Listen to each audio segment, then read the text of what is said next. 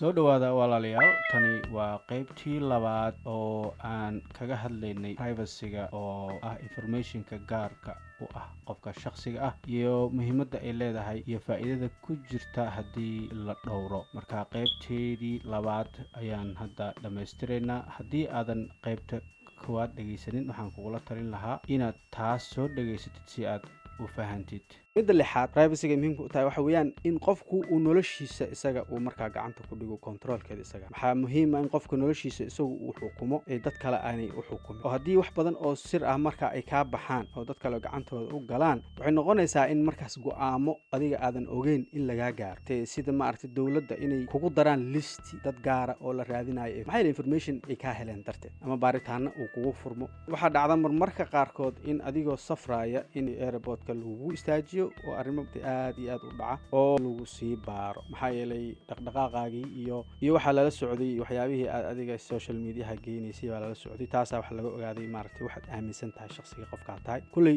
siday kuley ka aaminaya iyaga. oo ama lagu diido adigoo maaragtay inaad bangi business la samayso lacag deyna ama aad ka qaadato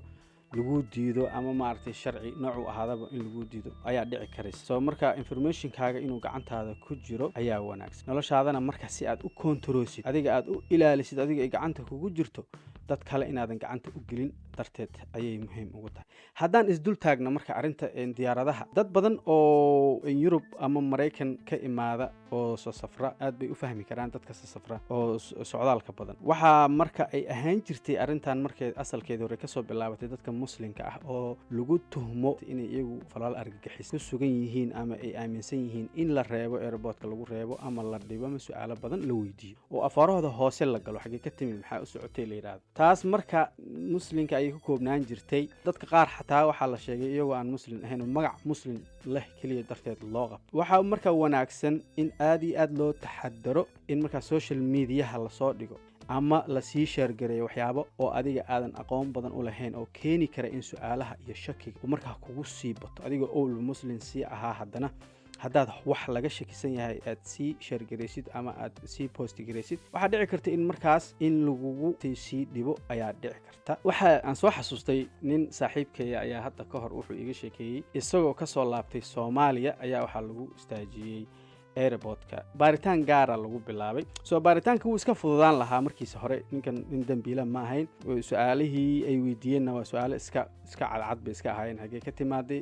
imisaad ku maqneed, maxaad raadisay oo keliya. laakiin waxay ay sii baareen markaa teleefonkiisa marka waxaa dhacday ninka inuu isticmaali jiray WhatsAppka. dad asxaabtiisa ah oo xataa uusan xasuusan isaga soo yiri ayaa waxay u soo sheergareeyeen sawirro dad la afduubay oo loo haysto la dilo camal ama qori madaxa looga hayo indhaha laga xiray ayaa lagu dhex arkay. markaasaa waxaa dhacday in ay sawirradii ninka ay tusaan oo yidhaahdaan dadkan ma taqaana. nasiib darrada markay dhacday waxay ahayd isagu maba xasuusto inuu sawirradan ay teleefonkiisa ku jireen. maxaa yeelay mar kasta oo qof uu kuu soo sheergareeyo sawir ama wax media ku saabsan oo kuu sheergareeyo, WhatsAppku wuxuu u sii gudbiyaa teleefonkaaga internal storage ku sii gudbiyaa. ma ogid haddaadan tirtirin ama aadan teleefonkaaga waxa ku jira aadan ogeyn, markaa ma dareemi kartid, maba ogid. waa inay marka dadka iska taxadaraan oo aababka noocaas oo isticmaalayaan waa in ay ka nadiifiyaan waxyaabaha shakiga keeni karo inay ka nadiifiyaan oo controlka lifekooda ama noloshooda controlka ay uga dhumin. waxa ayan aqoon u lahaynna inay sii sheergareenin ayaa wanaagsan. midda toddobaad oo ay privacygu muhiimka ku noqonayso waxa weeyaan in ma aragtay qofku uu yeesho freedom of speech iyo freedom of thoughts, waxyaabaha loo yaqaano xorriyatul fikr iyo xorriyatul qowlka loo yaqaano, oo ah qofku inuu dhihi karo wixii maskaxdiisa soo galo xor uu u yahay ama uu ku fakiri karo, aamini karo wuxuu isaga uu rabo. haddii marka wax kasto adiga aad aaminsan tahay oo ama wax kasto adiga aad rabtid inaad dhahdid qof kale ku dhageysto ama macnaha la sii gudbiyo, waxaa dhici karta markaas in aadan waxba dhihi karinba. marka in qofku is ilaaliyo oo uu wixiisa isagu ku koobnaadaan. waxaa dhici karta markaa waxa la yiraahdo KTC oo ah kitchen table conversation oo la yiraahdaa jira, oo ah in familku iyagu gurigooda intay isugu yimaadaan iska sheekaystaan wax xun iyo wax fiicanba ay markaa ay ka hadlaan. waxaa dhici karta in qofku uu sidoo kale bulshada dhexdeeda magac ka leeyahay iyo sharaf inuu ka leeyahay ama shaqo wanaagsan uu ka haysto, laakiin uu ama naceeb u qabo dad gaar ah oo ama cunsurinimo ay ku jirto ama qabiil gaar u neceb yahay ama fikrado aad iyo aad u qallafsan haddii dadku ku ogaadaan inuu aaminsan yahayna inuu iska aaminsan yahay dhici karto marka haddii gurigiisa uu joogo uu maaragtay ilmihiisa ama wuu iska nafisi karaa qofku wuu hadli karaa laakiin haddii arrintaas bannaanka u baxdo waxaa dhici karto in markaa uu ku sharaf beelo oo magacii uu markaa bulshada ku lahaa inuu ka waayo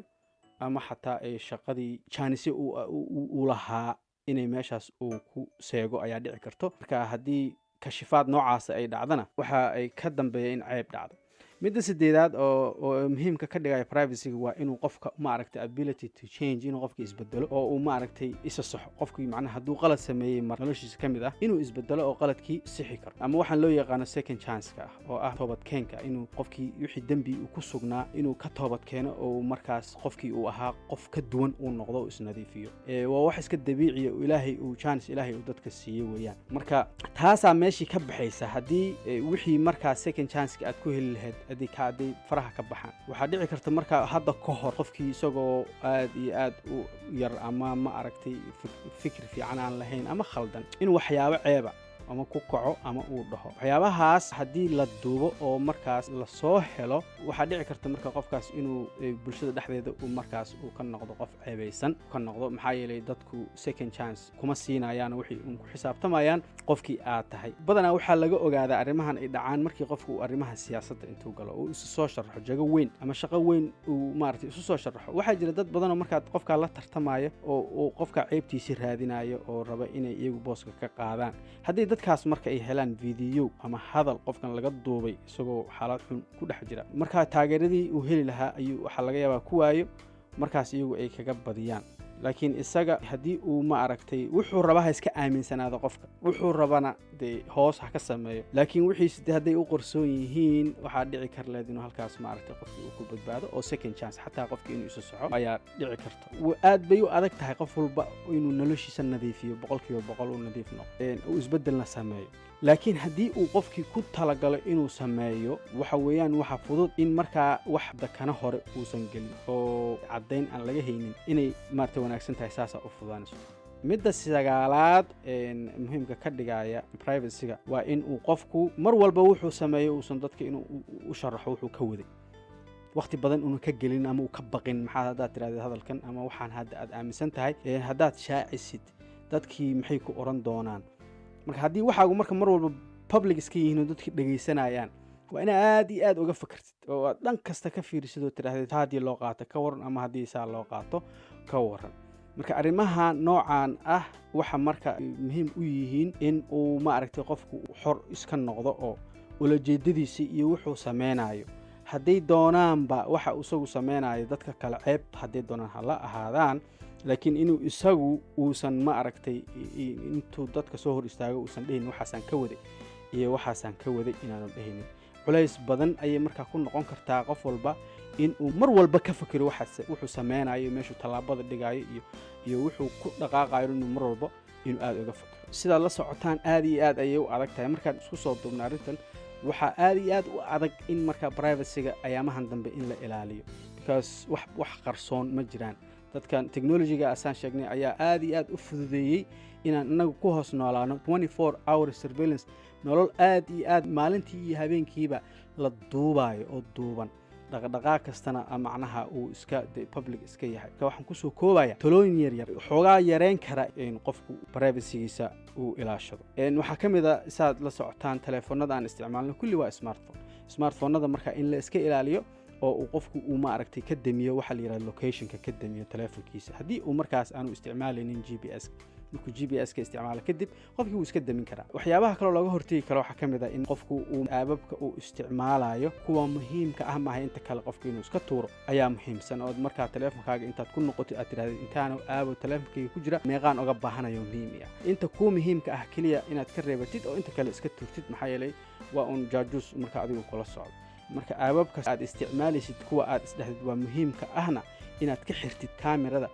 kaliya aad u furtid marka adiga aad marka ku isticmaalaysid FaceTime iyo waxa aad isticmaalin sidoo kale haddaad Facebook aad isticmaashid inaad ka ilaalisid sawirada familkaaga ama ilmahaaga xataa sawiradaada aadan public ka dhigino informationkaaga kaliya uu u furmo dad adigu aad aaminsan tahay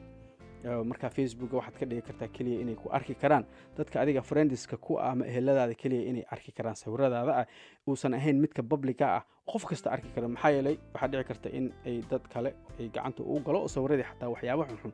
ayay ka saameyn karaan sidoo kale passwordka waxa la yiraahdo loo yaqaano oo aad iyo aad aan u isticmaalno hadduu noqon lahaa emailka iyo hadduu noqon lahaa arrimaha xasaasiga sida bangigaaga passwordka marka in aan aad iyo aad maaragtay isaga ilaalino hal password oo la yaqaano oo ilmahaaga magacooda +1 oo kale ama 1 2 3 4 5 waxyaabo aad u fudud aan laga dhigin oo mar kastana la bedelo ayaa wanaagsan si aan loo xadin midda ugu dambaysa oo iyadana muhiimka ah waxay tahay haddii marka sawirro foolxutay arrimo aad u qaabdaran aad adiga iska qaadid ama ma aragtay private ku ah iska qaad inaadan qof kale ku aaminin arrintan waa arrin aad iyo aad muhiim u ah marar badan ayay dhacday waxaan maqlay gabdho yaryar in looga faa'iidaystay arrimahan sumcadoodii lagu baabi'iyey si fududna way ku dhici kartaa arrinta